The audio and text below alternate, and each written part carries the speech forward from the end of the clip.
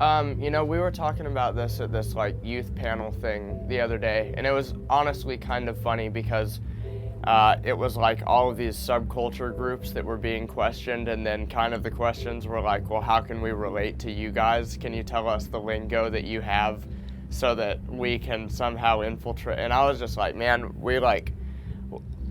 I look like a certain way. Tommy Green and White Collar Sideshow looks like a certain way, but we love people just the same as you will love people. And I said, and I've been thinking more about it since then, that I think that there's a big difference between prioritizing Jesus and centralizing the gospel in your life.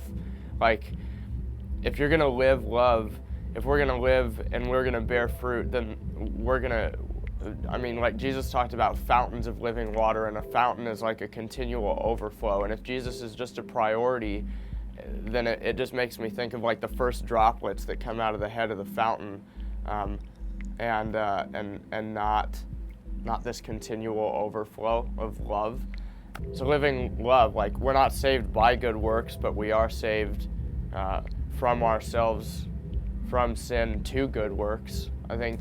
But I don't think it needs to be some religious, well, here's your checklist and here's the method that Levi the Poet uses. It's like, it's a joy to serve. It can be tiring, but it's a joy to be transformed, and the natural overflow of gospel transformation is going to be good works. It's not going to be like, here's my whiteboard, get up, mark it off for the day. Same goes for avoiding sin. Like, the more you fall in love with Jesus, the less sin, I think, becomes about staying away from porn and staying away from this and checking off days on the calendar and being done with a month and being like, I did it. I feel really good about it. Because if you do it, if you succeed, and you feel really, really good about yourself, well, that's pride and that's sin.